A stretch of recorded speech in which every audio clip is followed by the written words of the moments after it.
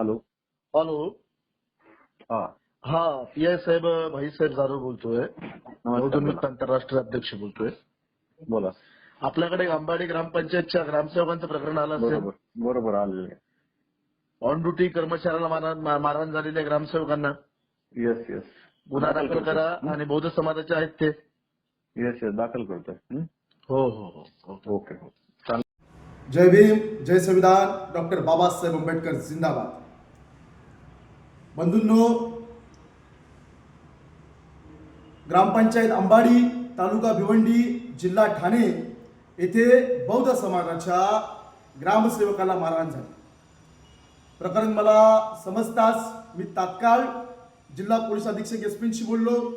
तात्काळ तिथल्या पोलीस निरीक्षक, वरिष्ठ पोलीस निरीक्षक, स्थानिक पोलीस स्टेशन तिथलं त्यांच्याशी चर्चा केली आणि ताबडतोब आरोपीवरती गुन्हा दाखल करून त्याच्या पोलिसांना मुसक्या आवळायला लावल्या, त्याला अटक करायला लावली.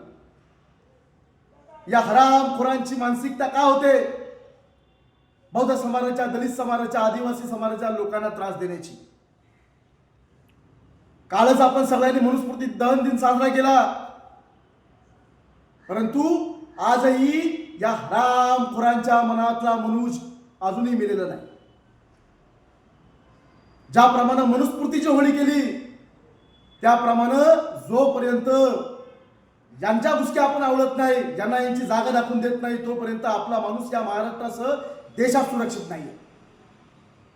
मी या माध्यमातून दलित समाजाच्या, एससी एसटी समाजाच्या अधिकाऱ्यांना आणि कर्मचाऱ्यांना सांगू इच्छितो की तुम्ही काळजी करायची काही गरज नाही.